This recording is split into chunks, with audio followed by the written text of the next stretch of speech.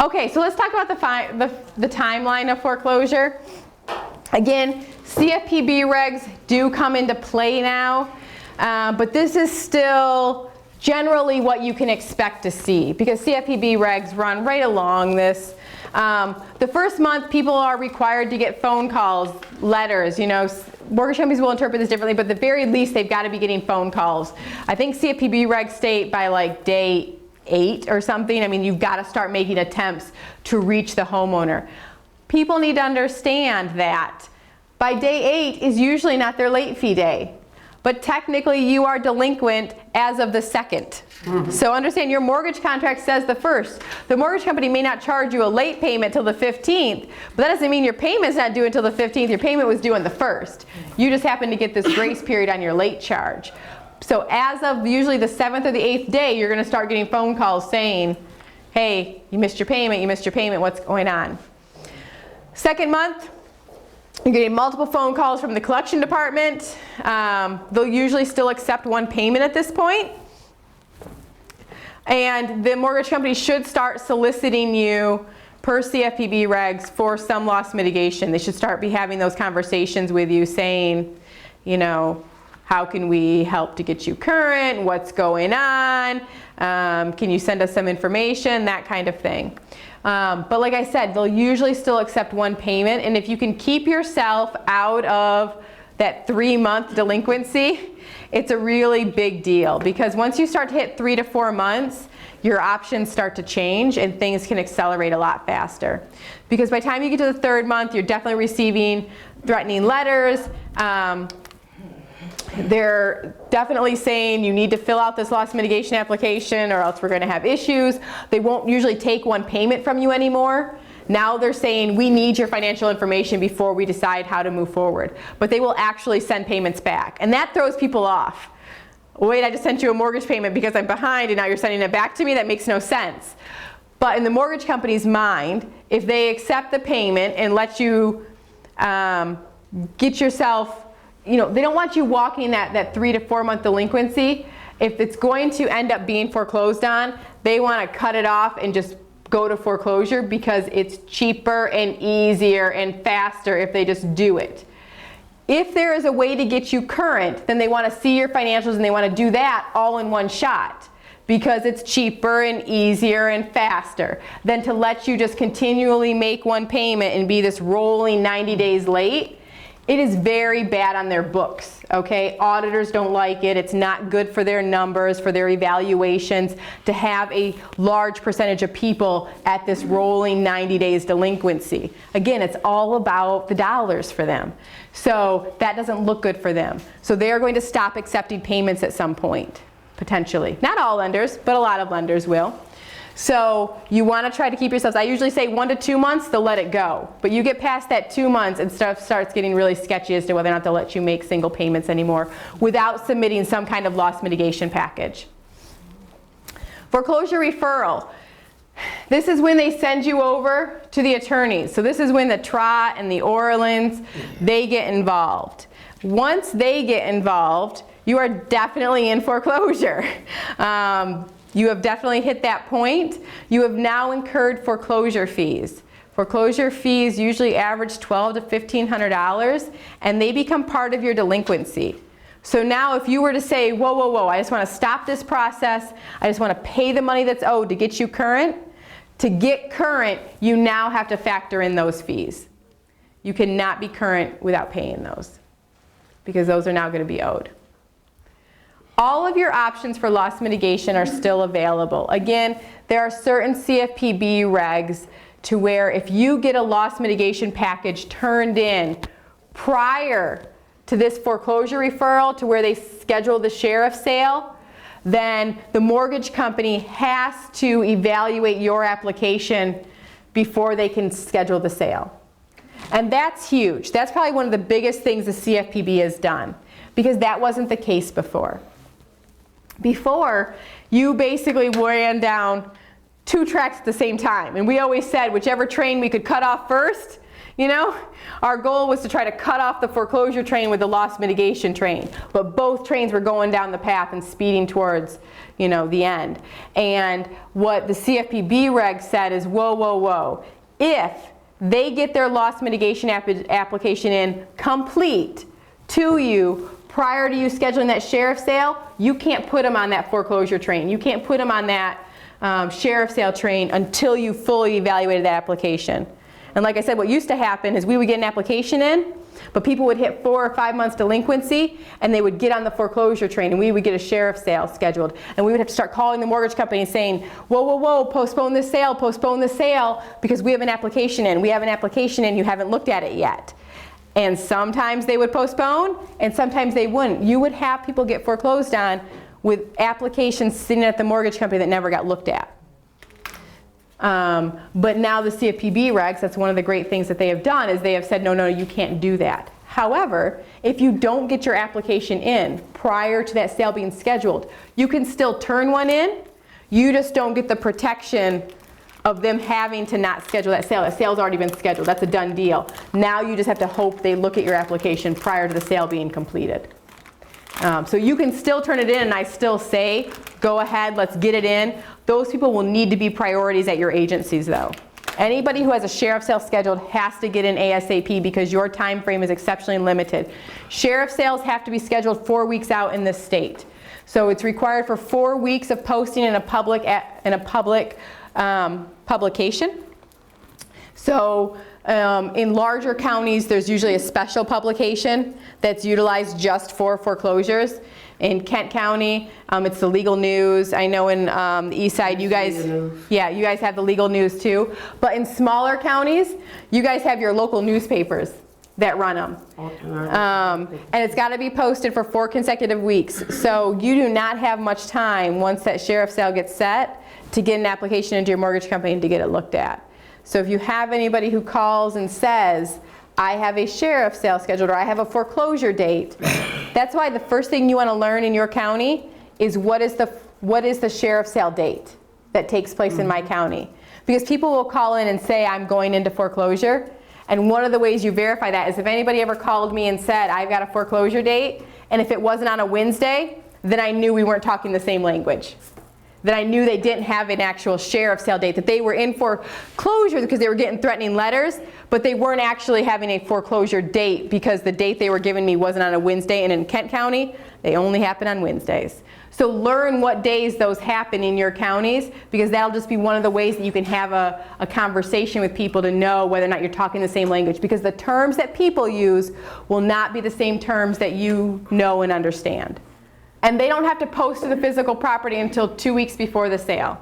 So understand, it's got to be in the paper for 4 consecutive weeks, but a physical posting on your property only has to be done 14 days before the sale. So you really, if that's what you're looking for, would not get that physical posting until very shortly before the sale actually occurs. Debt buying, we were talking about that during the break. Debt buying is happening quite a bit, and that includes charged off loans. So that's another term that you'll hear quite a bit, is mortgage companies charging off debt. And what that is that is strictly an accounting thing. Understand that. The mortgage still exists. There is still a mortgage on that property. The debt is still owed. But what has happened is the debt delinquency has gotten to the point to where the mortgage company, for accounting purposes, is just charging it off their books. They're writing it off. And they now have the ability to sell it to some third-party company who can buy it and collect on the debt. And then they just get pennies on the dollar, but that's better than them having it on their books, because again, it doesn't look good to regulators to have all of these loans sitting out there delinquent. So they will get it charged off and they will sell it to these other debt buying companies. But these debt buying companies aren't used to servicing mortgages. So sometimes you have to watch it, because if they do try to call that mortgage and foreclose, they need to still follow mortgage law. They can't treat it like an unsecured debt. They still have to follow all mortgage regulations in this state. And that's where things can get kind of funny. Charge-offs get very difficult because, right, they usually stop charging interest against it. Usually the debt just locks in, which can be good or bad. I mean, in a sense that, you know, they stop charging interest against it. But it really becomes this unregulated, really odd thing to where it gets treated and collected more like an unsecured debt. but legally the securitization is still there, so they could at any point foreclose if they wanted to. I mean, the debt's still there, and if you were to keep making payments, the balance will go down and you could pay it off still. But, you know, it leaves a lot of people feeling uneasy because they've left the traditional payment world where you're getting regular statements and you really have an understanding of what's going on. You've entered this debt collecting world that is just really gray right now, a lot of gray area. So after the, after the 4 or 5 months delinquency, if you are not actively, if you do not have a completed loss mitigation package in, and understand the CFPB does not define complete loss mitigation application, that's one of our gray areas. And the mortgage company schedules the sheriff's sale, like I said, that's about 4 to 6 weeks after they get the referral in their office. Then at that sheriff's sale is when the deficiency could be created. And then you'd enter a redemption period, which is typically 6 months. It could be as short as 30 days if the house is abandoned. They can file an abandonment motion with the courts, and it could be dropped down to 30 days. Or it could be up to 1 year if it's farmland. If it is farmland, and to prove that it's farmland, it used to be acreage size, understand, but that changed a couple of years ago in one of the times we were negotiating. That was one of our concessions, is it used to be 3 or more acres, and I apologize for the rural counties, but we had to give that up and go with just farmland because that was the true intent of the law, was for farmland. So to keep the redemption period 6 months, we kind of conceded on that. But to prove that it's farmland, you have to have filed a certain schedule in your taxes. And I think it's a Schedule F. Yes. So if you filed a Schedule F in your income taxes, then you technically have farmland and you could qualify for the 1 year redemption period. If not, then it's going to be 6 months. The other caveat is if your loan's been paid down by more than 2/3. That one is still in there as well. So if you have paid down the original balance of your mortgage by more than 2/3, you would qualify for a 1 year redemption period as well. 90-day law, I am only telling you about this so you're familiar with what exists, so that if people call you and ask about it, for all you new people, this law is no longer in effect. So I don't mean to confuse you, but I thought that it was important not to just remove this slide and pretend like it never happened. Because it was in existence for so long, you're going to hear people talk about this, potentially. And you might have some people still, clients, thinking that they should be going through this process, and they're not going to be. But because we did a big education campaign to get people to understand that this law existed, and now we have to tell people it doesn't. So we had legislation in this state from 2009 to 2013. So for 4 years, we had legislation in this state that said people who fell behind, mortgage companies who were servicing loans in Michigan, had to provide a letter saying that the homeowner had 30 days to contact them. And if they contacted them within those 30 days, then there had to be a 90-day hold placed on the foreclosure while some kind of loss mitigation was attempted. That was our way to slow down the foreclosure process in this state. Again, that law ended last year and no longer exists. But if you have people saying, I never got my 30-day letter, that's what we trained people. You know, did you get a letter that talks about 30 days? Or I never got my 90-day hold, those kind of things. It's because that law expired at the end of last year. So it does not exist. Our legislature expired it because of the CFPB regs. They felt as though the CFPB regs were sufficient to replace that law. I would argue against that, but my argument didn't go very far. So they won, and the law is gone.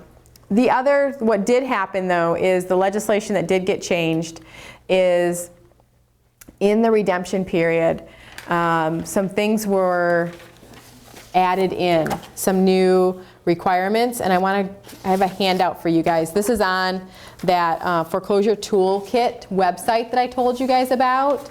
This handout is, so if you want additional copies, you can go on that website, and which can link right from CEDM's website. But what some of the changes were that took place in the redemption period for you guys to know is that mortgage companies now have the right to inspect somebody's property with 72-hour notice. And when I say inspected, I don't mean the outside, I mean they can come walking into your home. So they have the right to interiorly inspect your property and all buildings on your property. So that's a big deal for rural counties again. You know, when you've got all these other outbuildings and stuff, they can inspect any of them. If there is damage to any of those property, or it appears that there's an imminent threat of damage, and believe me, imminent threat of damage, I am telling you, is broadly defined. If there is imminent threat of damage, you have 7 days to repair that damage, or you can negotiate more if the lender's willing. If you are unable to repair it within that time frame, they can file for immediate eviction. So this went into effect this year, and we do not know how it's going to look. As of right now, we have not heard stories of these interior inspections taking place. I will tell you the people who advocated for this were the small banks and small credit unions. The large lenders say, so far, the liability risk of sending staff inside somebody's home is just too great, and they have no intention of doing it. I mean, I personally would not feel safe knocking on somebody's door saying, you need to let me walk through it. So the large lenders say they do not plan on utilizing this because they feel, again, it's just not worth it for them. But technically the law is there, and just because they feel that way today doesn't mean they're going to feel that way in 6 months, 9 months, or next year. The law exists. So the law is there, and we in this state, to sheer embarrassment, have a law that allows mortgage lenders more rights to your property than the police. No police department can show up at your house and say, I want to come in and look around, and I want to look around at all your buildings without a warrant that they obtained from the courts. These people only have to send you a letter saying in 3 days I'm showing up at your house and you have to let me in, or I can evict you. Refusing entry to your home is rights for eviction. So this legislation is truly mind-boggling to me. The only reason why it has not made the papers and is not this public outcry, I don't think it's because it's not being used. The concern is that at some point it could be. So we all need to be aware that it exists, because if these lenders find out that they can shorten the redemption period by utilizing this law, that saves them a ton of cash. Letting somebody live in a house for free for 6 months is expensive. And being able to get this house back faster would save them a lot of money. And I'm telling you, that list of damage to a home is pretty broad. If you have a broken window and are unable to repair it in 7 days, you could be filed for eviction. There's a limit. They can only, it's like a maximum of 3 times during the 6 months. There is a max time that they can come out. I don't have the legislation memorized, but there is a max set of time that they can come out. The other ones are supposed to be more exterior. They're supposed to just drive around then and look after they do the initial one. The initial one's kind of supposed to be their baseline. Like, okay, this is what the house is, so that we know the condition of it, so that at the end, you know, because their justification was, we're tired of people trashing these houses, which I say, you know, somebody who's going to trash a house is going to trash the house whether you come in it or whether you not come in it. You're not going to change that behavior. But we made legislation for a small snippet of our population. We've made legislation for everybody. So there is a set amount of time, numbers of times that they can come in the home. And this is supposed to be the baseline to establish it. But, you know, like I said, the large lenders say they are not going to utilize this due to the liability of sending staff in. But we need to be aware that it exists, the possibility is there, and at any point they could change their mind and start utilizing it. So the other thing that's required on here that it talks about, this is a really good frequently asked questions sheet about the redemption period. The other thing that was on this new piece of legislation is that if you decide to move out, so if your lender gave you that letter up front that says we're going to inspect, whether or not they actually inspected or not, but if they gave you the letter and gave you the notice and provided you all that information, now if you want to move out early from your redemption period, you have to provide them 10 days notice. So if you're going to leave early, because they gave you all of their contact information up front, you've got to provide them notice. And if you don't, when they get the house, after you've left, if there's any damage to it, you're presumed to be liable for it. You've got, what is it called? Lorraine's going to be so disappointed. Rebuttable presumption. Basically, you're presumed guilty when you go into court. It's a very, very high legal standard. And instead of walking into where the mortgage company has to prove that you did the damage to the home, you have to walk in being presumed guilty and prove you didn't do the damage to the home.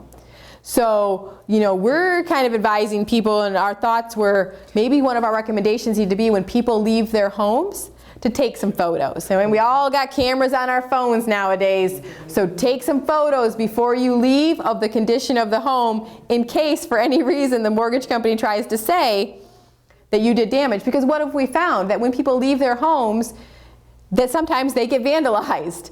Yep. And you don't want to walk into a court system having to prove that you didn't do it in this kind of situation because you're already presumed guilty.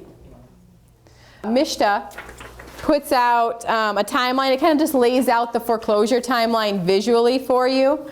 So you can take a look, and it goes through, you know, day 2 through 36 of delinquency, day 45, and what occurs during those points. So a lot of things that we spoke about, but on one nice visual sheet for you to have.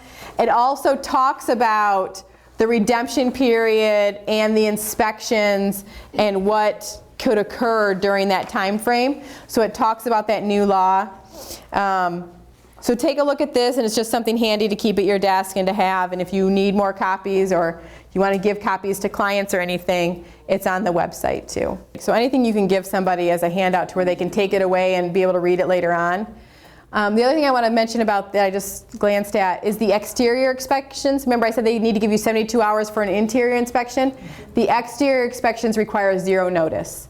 So they can come and drive around and walk around the exterior of your property with no notice whatsoever. They can do that whenever they want, how many ever times they want. Only the interior inspections require notice and are limited as to the amount of times they can do it. The initial inspection is supposed to set a baseline. It's supposed to say, okay, this is the condition of the house now. That's the intention of it. I don't truthfully know how it's going to play out. I mean, the intent of the law and the actual enforcement of the law are two different things. But the intent is that this initial inspection sets the baseline, because what we find is a lot of conditions of my clients' homes, somebody walking through would say, whoa, whoa, whoa, you know, you've got no flooring, this house is damaged. And I would say, look, they haven't had flooring for 5 years, you know, that's just the way it is. So it's supposed to set the baseline and any damage done beyond that point. But this is very, very new, and I never know how it's actually going to get utilized. Some mortgage company basics that I just like to go over is understand mortgage companies are divided up into many, many arms, and those arms don't even know how the other arm operates or that the other arm exists half the time. So just understand that there's different departments. So mortgage companies, especially for your larger ones, everything is segmented. You've got a customer service department, and you've got a collections department, and you've got a loss mitigation department, and you've got a foreclosure department, and everybody has very specific job duties and very specific goals, and they don't really intersect with each other. You know, so customer service, that's where you basically just get general information answered. You know, what's my payment? How far behind am I? You know, those kind of things. Collections departments, their sole job is to collect. They're dealing with loans that are usually under 2 months delinquent, you know, 1 to 2 months delinquent. They're just trying to get payments in. These are the people who are calling, and you know, threatening and using all those kind of tactics, because truthfully these departments are incentivized financially via their paychecks for how much they collect. So it is their job incentive to get you to pay because they get more money. So, you know, they've got mortgages too, and they don't want to end up in the collections department. The loss mitigation department, that's department whose focus is to try to prevent the foreclosure if at all possible. So that's really the department where you can get the farthest. Mind you, When I say get the farthest, that bar is pretty low for mortgage companies, but that really is the job the department that has the knowledge and the job duties that are such to prevent the foreclosure and to negotiate and to work out and to present any options that you have.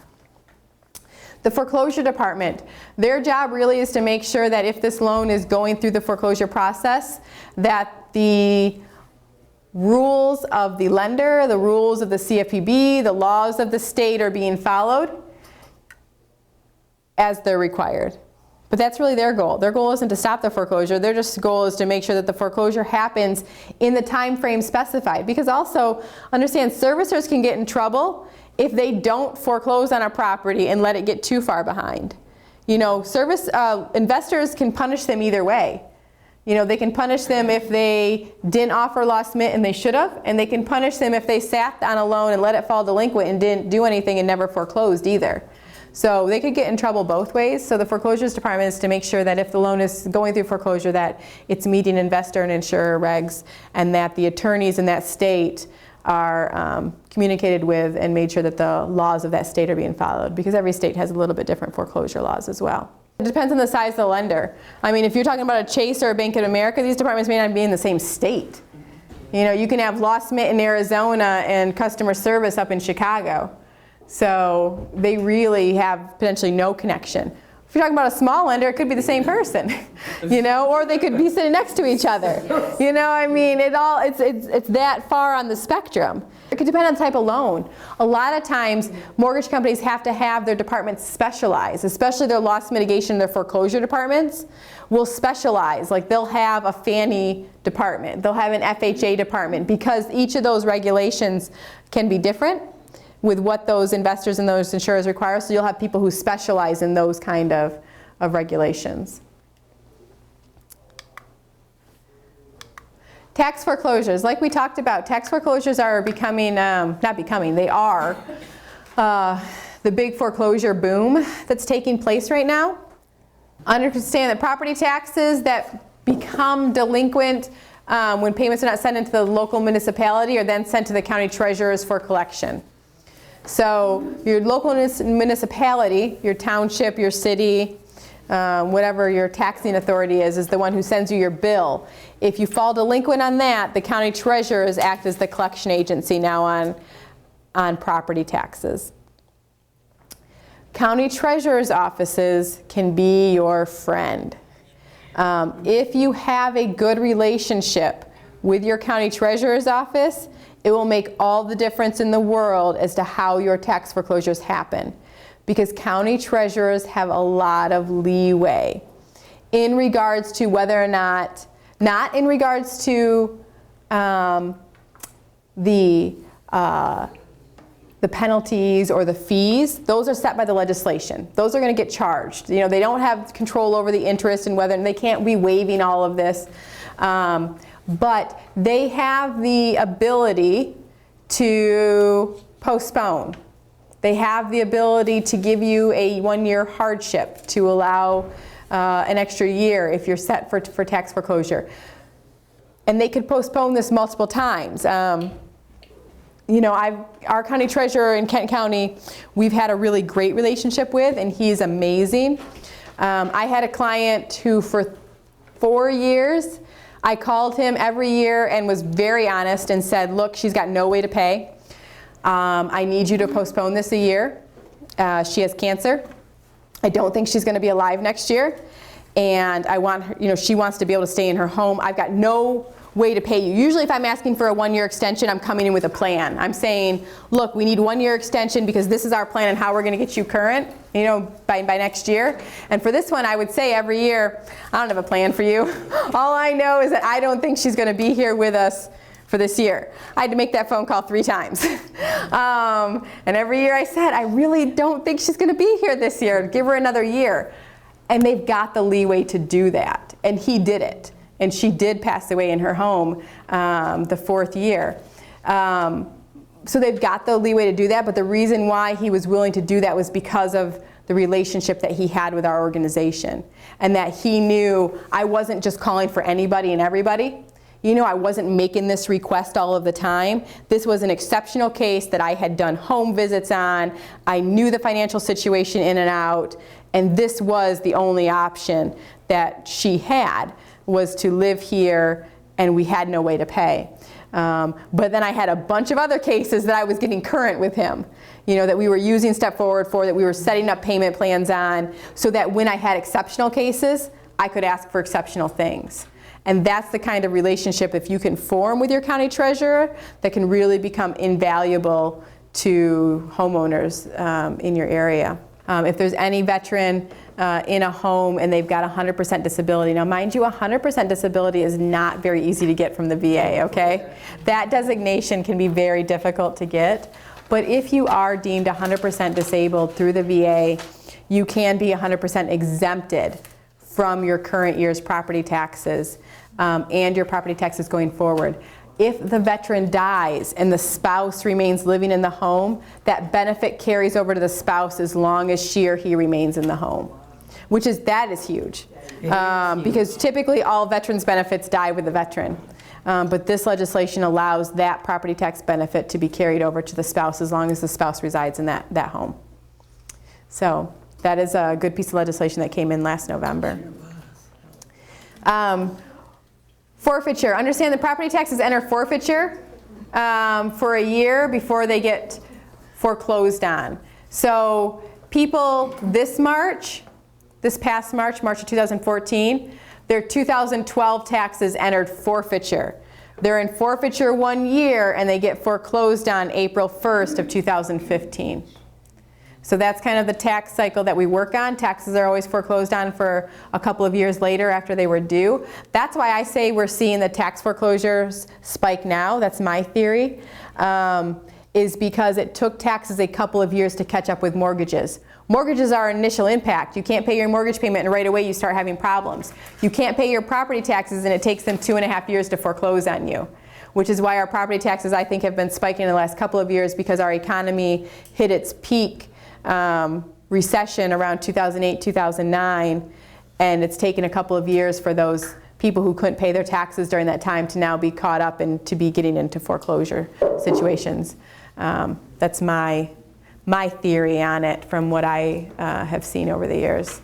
You could go through tax foreclosure either way. Your mortgage company, if they weren't paying them for some reason, mortgage companies have made errors and have not paid taxes before. Okay. So if you have somebody who has a mortgage and gets a tax foreclosure notice and they say they have an escrow, then somebody needs to be on the phone with the mortgage company right away to find out why that escrow has not been dispersed. Okay. Some people think they have an escrow and they really don't. Okay. So you can have a mortgage and not have an escrow and end up in tax foreclosure. If you have a mortgage and do not have an escrow established, but you have fallen behind on your property taxes, the mortgage company has the right to force an escrow on you. So the mortgage company has the right to pay these property taxes and then to place an escrow payment on top of your mortgage payment. And the reason why they do that is because a tax lien, a tax foreclosure, trumps a mortgage. So if the county treasurer forecloses on you for $2,000, they also can foreclose on your $200,000 mortgage. So the taxes always trump any other liens that's on the property. So that's why the mortgage company, if that begins to happen, 9.9 times out of 10, they're going to pay your taxes and then force an escrow. That becomes an issue because what happens, for what you'll see then a lot of times, is they will force an escrow. So somebody is falling behind on their property taxes because they weren't escrowed. The mortgage company goes and pays them and now takes their $600 payment up to a $1,200 payment, saying we want our money back in the next 12 months. And if you can't pay that $1,200 payment, you now fall delinquent on your mortgage, and then you can end up in mortgage foreclosure. Because that new $1,200 payment becomes your official payment. And if you're not able to pay that new payment, you get foreclosed on. Counselors have a couple of options at that point. One, Step Forward's huge because a escrow deficiency can be applied for Step Forward. Two, they can ask, that can be spread out farther. Mortgage companies will initially always ask to be paid back within 12 months. A lot of them can go out as far as 3 years. But you have to call and request that. So you can call and request that usually right away. And they usually do a pretty quick turnaround on making a decision about spreading that over 3 years, which will get the payment down. But those are your options. You've either got to pay that escrow off, or you've got to pay them back over some kind of time frame. All taxing authorities have to offer a poverty exemption, but understand they utilize poverty guidelines, and poverty guidelines are exceptionally low.